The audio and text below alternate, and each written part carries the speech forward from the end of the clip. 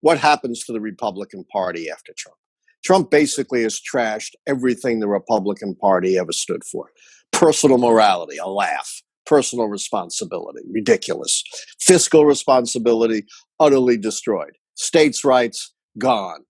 Respect for traditional institutions, down the drain. Was not that long ago, the basis of the Republican Party, and Trump has destroyed it all. So what is the future of the Republican Party? Another big issue confronting the Republican Party is demography. As I said, us old white guys, we are the most shrinking part of the electorate. America's on the verge of becoming a majority-minority society. What is the future of a Republican Party that depends upon older white people who are rapidly dying out?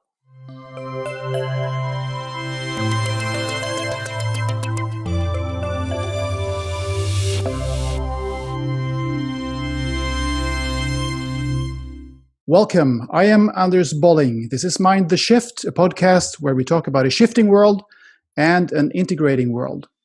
One garment in our societal apparel that is being retailored at a fast pace nowadays is politics. The United States is always in the crosshairs, also for those of us who live outside of it. American politics has definitely transformed. Partisanship and polarization have increased. My guest today is Allan Lichtman. He's been a professor of history at American University in Washington, D.C. since 1980. He is the author of 7 books and hundreds of popular and scientific articles. And he has famously correctly predicted the election of no fewer than 9 American presidents in a row, including the incumbent. That is every president since Ronald Reagan's second win in 1984. Welcome to the show, Allan. Thank you very much. By the way, I've been teaching since 1973. I'm even older than you think, and I'm now up to 11 books. It's 11 books. Oh, sorry. 11 books. It's all right. I'm glad that you could correct that. I was just reading out of the bio. Yeah, the university thing is probably out of date. Okay, 11 books. That's impressive. So, and wow, being the Nostradamus of American presidential elections is really no ordinary feat. But let's start at another end. I just learned that you are also a former steeplechase champion. Tell us more about that. Yeah, it's the over-the-hill steeplechase champion.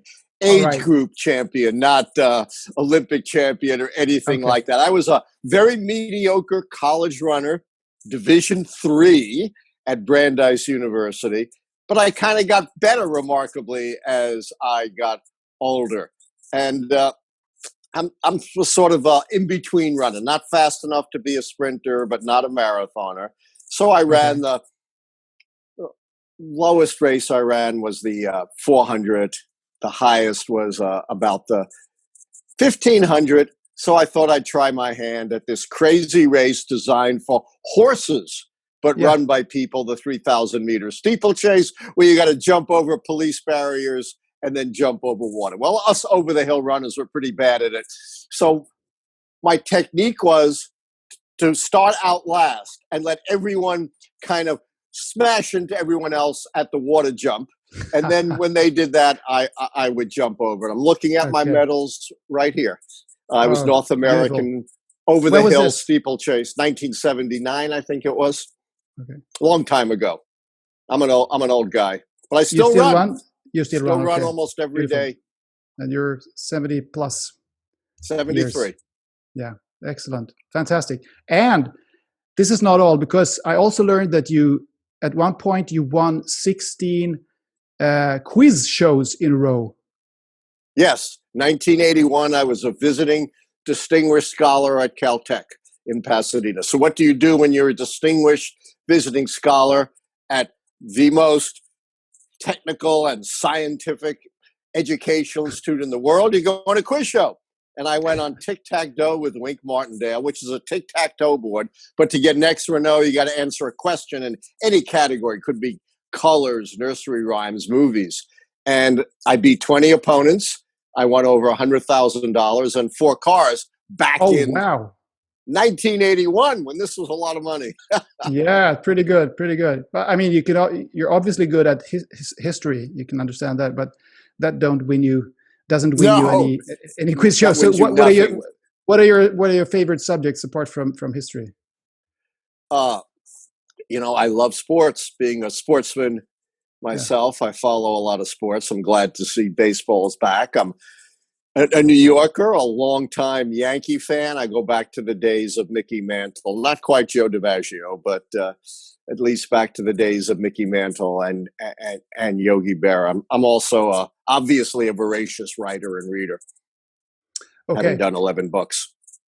Yeah, I can understand that. Well, I don't know whether your success at the quiz shows has helped you to correctly predict the presidents of the United States. But Let me tell you something. Yeah, do it, about please. the quiz show. People don't. A little inside secret. Yeah. Being good on a quiz show is not knowing things. Every contestant knows a lot. That's not what makes you successful. It's two other things.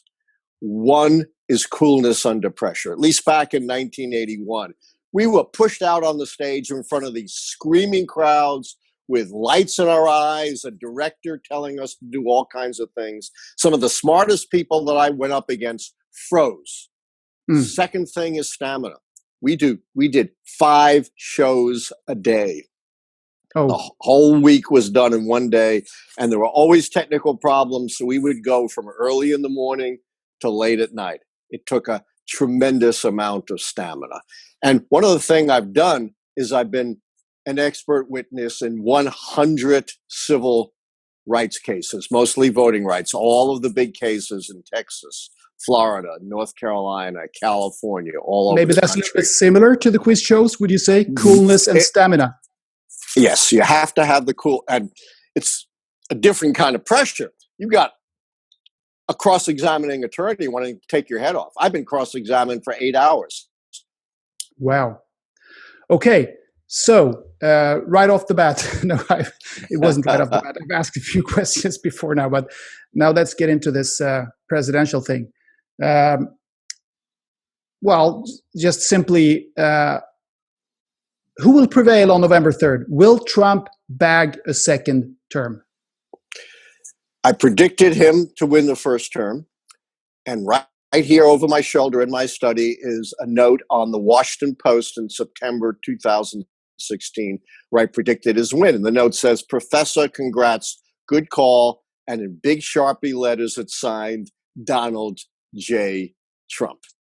Yeah. He recognized my prediction, but he didn't understand the nature of my system. My keys to the White House system that predicted his win is premised on the insight that it's governing, not campaigning, that counts. The keys to the White House gauge the strength and performance of the party holding the White House.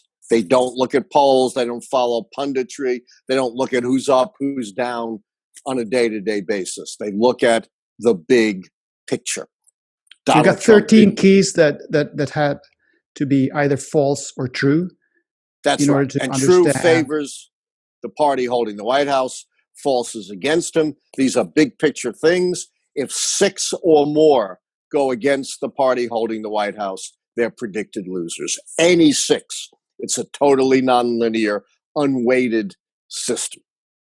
So in late 2019, Trump was looking pretty good. I hadn't made a final prediction because there was a lot to go, but he was down only 4 keys. He had a 2-key cushion. And then, of course, America was hit with crises, the pandemic, the cries for social and racial justice. And that's where Trump made his big mistake. He did not understand that the way to get reelection was to deal with these problems substantively. You are the incumbent now. You're going to be judging your record. Instead, he reverted to his 2016 playbook when he was the challenger, thinking he could talk his way out of these problems. That didn't work for the nation. It didn't work for his reelection. The result was he lost 3 more big picture keys. The short-term economy key, because America's in a recession in the election year. The long-term economic key, because the relentlessly negative growth this year brought down the average so low, and the social unrest key because of what is raging across the land. So Trump goes from 4 keys down and a prospective win to 7 keys down, one more than is necessary to predict his defeat. Never in the history of the United States has any incumbent party holding the White House, experienced such a sudden and dramatic reversal of fortune in just a matter of a few months. Never happened before.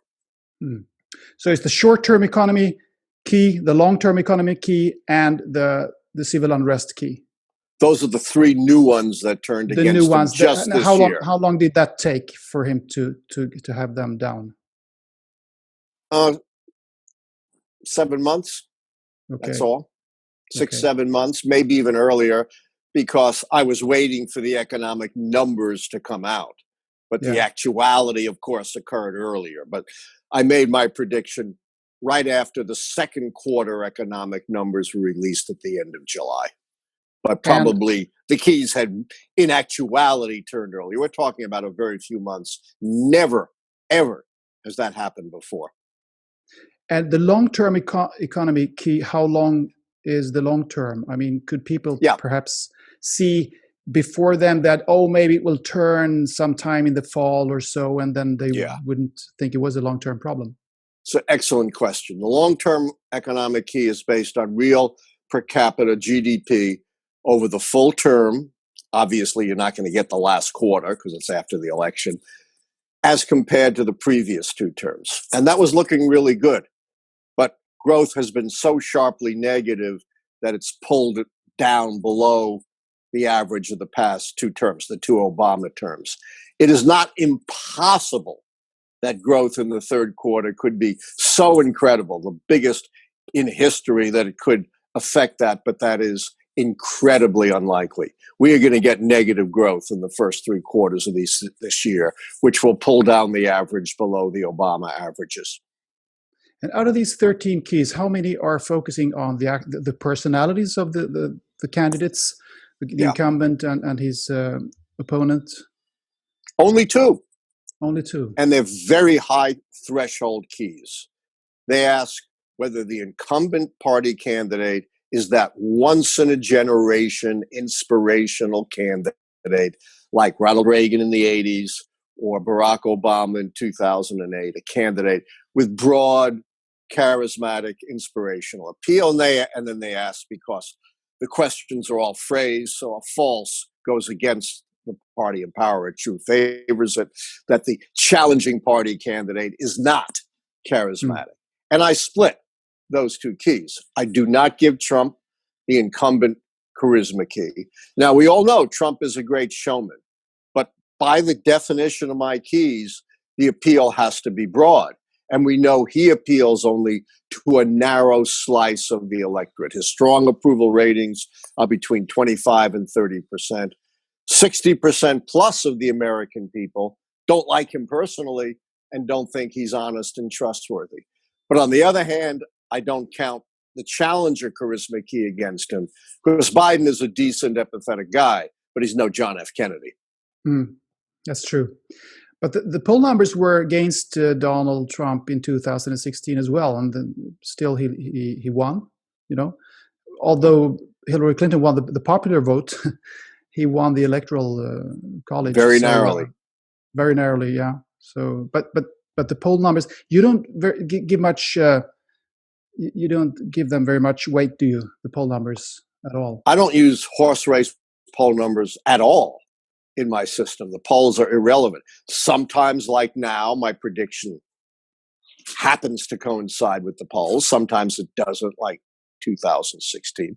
The biggest example of where my prediction went utterly contrary to the polls came in 1988, when George H.W. Bush, the candidate of the incumbent Republicans, was trailing his opponent, the governor of Massachusetts, the Democrat Michael Dukakis, by 17 points.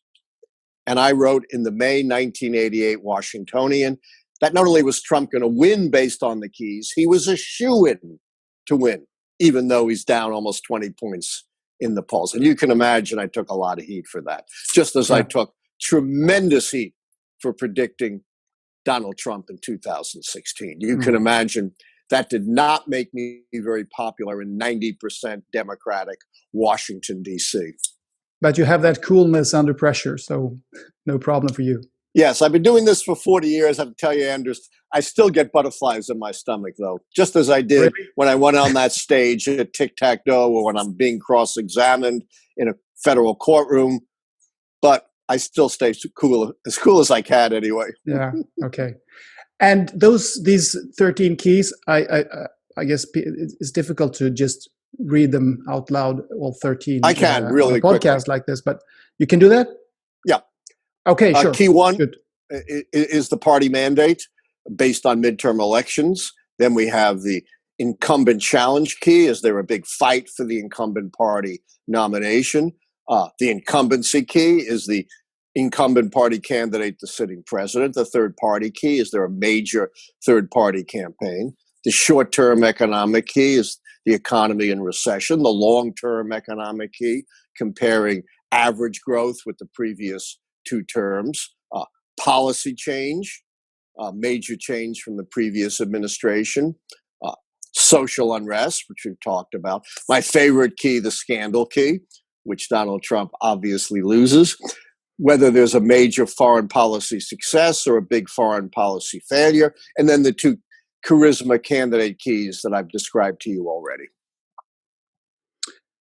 Perfect. And you've had those keys have been the same for 40 years since you started. The keys have been the same for 40 years, but one thing has changed. I don't know if you're familiar with the American presidential election of 2000. That's when Al Gore won the popular vote and George W. Bush won Florida by 537 votes out of 6 million. And as a result, we had to wait for 2 months until to have a result. Till mid-December, right? And that wasn't quite 2 months, but it was about 6 weeks. I predicted Gore would win the popular vote. He didn't win the Electoral College, but the election was stolen in Florida. Bush wins by 537 votes. As I proved in my 2001 report that I gave to the distinguished United States Commission on Civil Rights, tens of thousands of African American votes, big surprise, were suppressed. Gore should have won that going away. But that did alert me to an issue, which is the divergence between the popular vote and the Electoral College vote. That wasn't an issue in 2004, 2008, and 2012, because those were very, very clear predictions. It became a big issue in 2016 because that was a knife-edge 6-key prediction. Remember, it takes 6 keys to count out the incumbent. And there were some very close calls, like on the third party. So it was maybe the hardest call I ever made. And so I said, I'm not going to even bother this time with the popular vote. There's no point. The Democrats are going to win the popular vote because they get 5 to 6 million extra popular votes in 2 states. And you know what they are, New York and California. And they count for 0 in the Electoral College. Even in 2000, it was only 1.7 million. So all I did in 2016, in my September 2016 Washington Post interview, was predict the winner, not bother with the popular vote. Same thing as you heard right now. I'm predicting Joe Biden is going to win. Although if he wins the Electoral College, a Democrat will also win the popular vote. Yeah, because it's of course, virtually impossible for a Democrat to win the other way around, just the Electoral College. No, not possible. It's only because possible of, like you said, New York and California. Yeah, there's no comparable Republican state, not even close. But let me say, this is a much bigger problem for our democracy than it is for prediction systems. You know, we've reached the point where the American people don't elect the president. A Democrat could win like Hillary Clinton by almost 3 million popular votes and still lose in the Electoral College. You know, America is the world's oldest continuing democracy since the 18th century. And that's a great thing on the one hand, but we're also stuck with obsolete 18th century institutions, the worst of which is the Electoral College, which no longer reflects the country. Wasn't a big deal back then because the difference between the big states and the small states was not that much. Now the difference between New York and California and Montana, Wyoming is immense. Yeah, I was going to ask you about those things later, but let's do it now. I mean, what do you think is would you recommend be done to improve the political system in America? And is it possible to do anything? It's really inert, isn't it? Well, it's a huge question. What can I'm be confident in my prediction, but there are a couple of things that keep me awake at night. One, I've already talked about for 2000, but it's much worse now, voter suppression. Donald Trump and his guy at the post office are doing everything possible to make it difficult to vote by mail, which is an absolutely essential alternative in the middle of a pandemic. But by the way, while Donald Trump is railing against mail-in voting, you can't just send these ballots to people. Guess what he did in North Carolina? He sent absentee ballot applications to his lists with a big picture of Donald Trump on it and saying, let's, make America great again, utterly contradicting what he did. But I'm very worried about voter suppression. The Republicans depend on old white guys like me. Well, you can't manufacture more old white guys. You can't make us live to be 150, but you can try to suppress the rising vote for the Democrats of minorities and young people. And so we need fundamental electoral reform, things like same-day registration, automatic registration, no photo voter IDs, no draconian purges that are biased to make it easier to vote. We're the world's oldest continuing democracy. We're the richest nation on the world. And we're near the bottom of other peer nations in voter turnout. It's a disgrace. Second thing that keeps me... 50% or so, a little over 50, 55. It's about, it varies a lot whether it's a midterm or a presidential. It's about 60% in a presidential.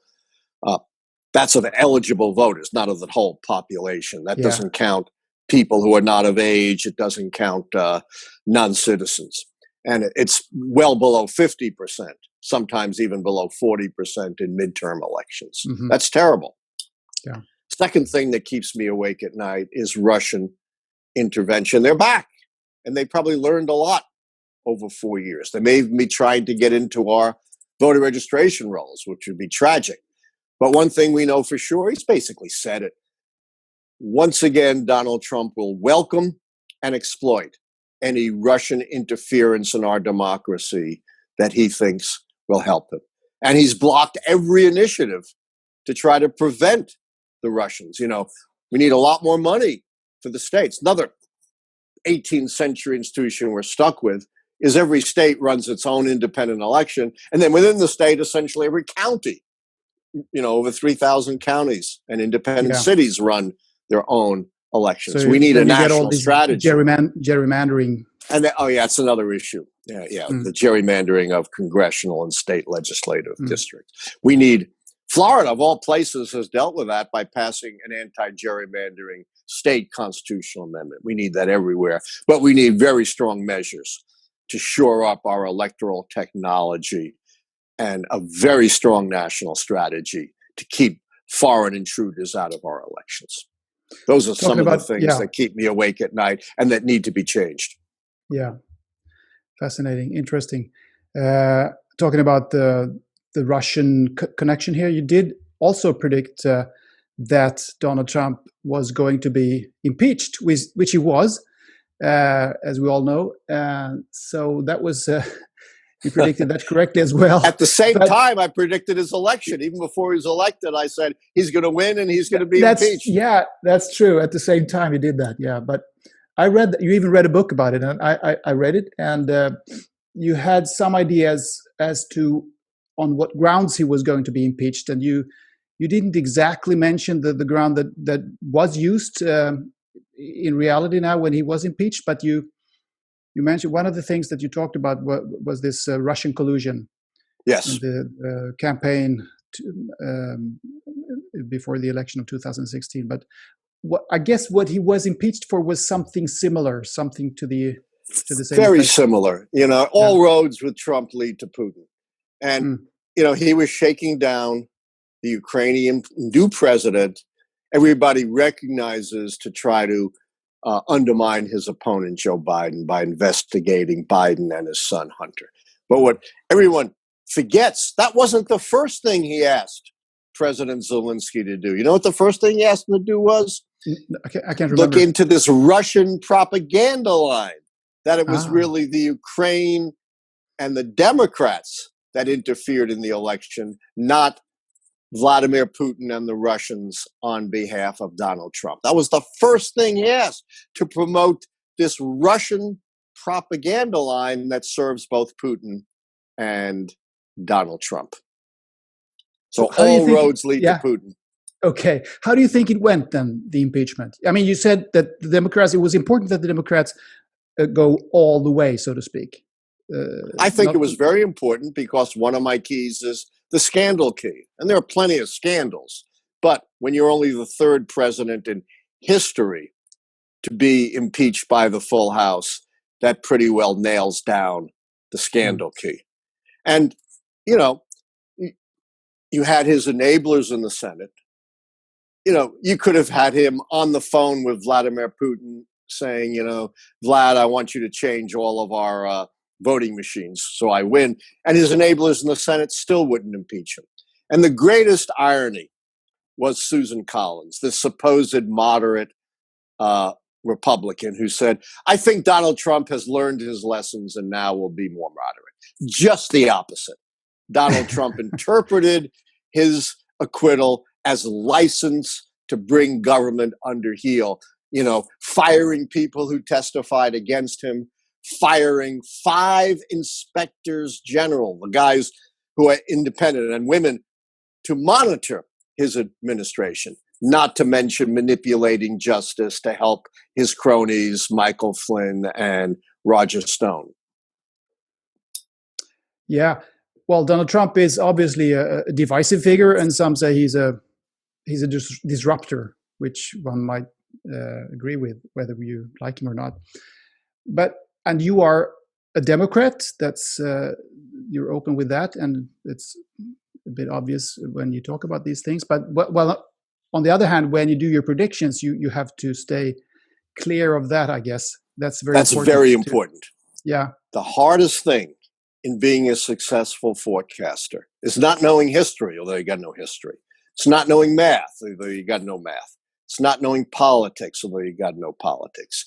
It's putting aside your own personal preferences. And that's where my training as an historian comes in, because that's what we're taught to do in writing history, is try to write history as impartially as possible. If I were to simply predict the candidate I wanted to win, I'd be wrong half the time. I'd be totally useless. But going into 2020, I've predicted 4 Republicans and 5 Democrats. That is about as impartial as you can get. And as you can imagine, I did not win any new friends predicting Donald Trump in 2016. And I probably lost a bunch of old friends.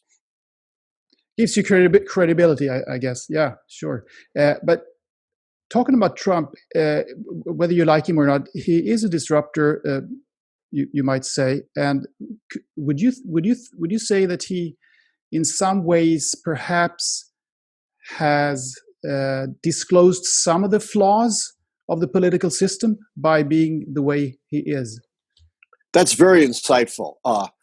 He has exposed lots of loopholes in our system. For example, he showed how weak congressional oversight of the president really is. Basically, he's stonewalled Congress time and again with absolute impunity. He really hasn't suffered anything at all by trampling upon the institution of Congress. It also shows how easy it is for the president to abuse his executive powers. Basically, without getting anything from Congress, Donald Trump has completely rewritten our immigration laws and our environmental laws. To some extent, he has been checked by the courts. But as we know, the court process grinds so incredibly slowly. These cases grind out for many, many years. He has also shown, how easy it is to deny information to the American people. Donald Trump promised us that once his so-called audit was finished, he'd release his taxes. Well, he's got decades worth of taxes with no audits. Come on. Maybe his most recent taxes are under audit. Still hasn't released his taxes. Hasn't been transparent about much of anything in government. And again, it's been very, very difficult to undo this. Again, you go through the courts, but what all this has revealed is how slow the court process it is, and how easy it is for a president really to delay things to the point where they're not meaningful. We're not going to get his taxes, which he promised us, 4 years ago before this coming election. So those are some of the loopholes that Trump has exposed that need to be shored up. And he was the one that was supposed to drain the swamp. Not only hasn't he drained the swamp, he has, overfilled the swamp. So, where it is now seeping into every home. Some people even are afraid that he won't accept the election results should Biden win, as you predict, and just stay in the White House. Do you think that's a possibility? Well, the first half, I think, absolutely. He'll never accept the results of the election. He'll go to his grave saying, I really won. The election was rigged. Look, he said he really won the popular vote, that he lost by almost 3 million in 2016 because he said 3 to 5 million illegal voters materialized out of nowhere on election day, all voted for Hillary Clinton, and then miraculously disappeared again. It's so absurd, it's laughable, but this is what he thinks. And he will go to his grave, no matter what happens this time, thinking he won. That doesn't mean, though, he's going to barricade himself in the White House and, fight it out. He's a coward. He can't even fire people eye to eye. He's got to get someone else to fire them. He's got to fire them via tweets. He does not personally have the fortitude to actually physically fight a battle to stay in the White House. Remember, too, this guy's a multiple draft dodger. Never served, although he loves to drape himself in the military, right, all the time. But he doesn't have the courage to confront Vladimir Putin when there's reasonably credible intelligence that he's paying Afghan militants to kill American soldiers. Can you imagine any other president just letting that go and not confronting the Russian president? That's incredible, astounding. Many people like him, though, as you know. I mean, not a majority, perhaps, but quite a few Americans still claim that they like what he says and what he does. He says that he's a truth teller, and what this has led to is, of course, polarization has increased. Partisanship has increased, as far as one can tell. Are you afraid? Are you afraid that this? Are you scared by that fact, or is what we are seeing perhaps merely old rifts and trends becoming visible? Is even democracy maybe molting, turning into something different than it used to be? What are your thoughts? I think we are seeing the expansion of old trends in America. Look, America was divided into slave and free in the 1850s. It led to the most turbulent politics and obviously to a civil war. And it took a century really to heal the wounds of the Civil War. So I think we will get through this period. I think democracy will survive. But just like the Civil War led to these incredibly important constitutional amendments, the 13th Amendment ending slavery, the 14th Amendment establishing equal protection under law and due process, the 15th Amendment saying you can't deny someone the right to vote based on color.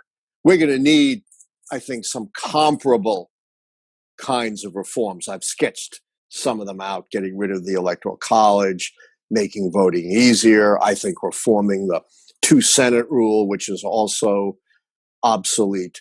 And whether we have a thriving democracy, will, to a great extent, depend upon whether we get through this and, like the post-Civil War period, we enter into a new era of fundamental reform. Democracy will not thrive as it is now in the United States.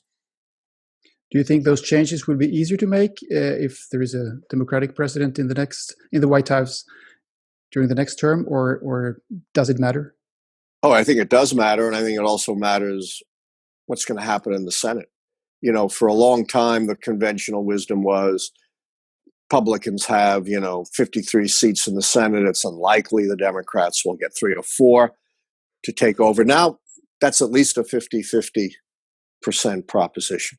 Now, the big issue is what happens to the Republican Party after Trump. Trump basically has trashed everything the Republican Party ever stood for. Personal morality, a laugh. Personal responsibility, ridiculous. Fiscal responsibility, utterly destroyed. States' rights, gone. Respect for traditional institutions, down the drain. This was not that long ago, the basis of the Republican Party, and Trump has destroyed it all. So what is the future of the Republican Party? Another big issue confronting the Republican Party is demography. As I said, us old white guys, we are the most shrinking part of the electorate. America's on the verge of becoming a majority-minority society. What is the future of a Republican Party that depends upon older white people who are rapidly dying out? Yeah, I hope I live for a long time, by the way. Yeah, to see it happen, to see these changes coming. Maybe there's a new party coming up down the road. Very difficult to form a new party in America. We haven't had one since the 1850s. It's been a long time. Maybe something different. Well, those who are alive will see what happens. Very fascinating question that you raised there. What will happen to the Republican Party after Trump? So we'll just follow that and see with fascination. Thank you so much for joining the show, Allan Lichtman, and good luck with your coming predictions. My great pleasure. As I said, I slept butterflies in my stomach. It's not an easy thing putting yourself out like this on a limb every 4 years for 40 years. Take care. Take care. Thank you. Bye. Bye-bye.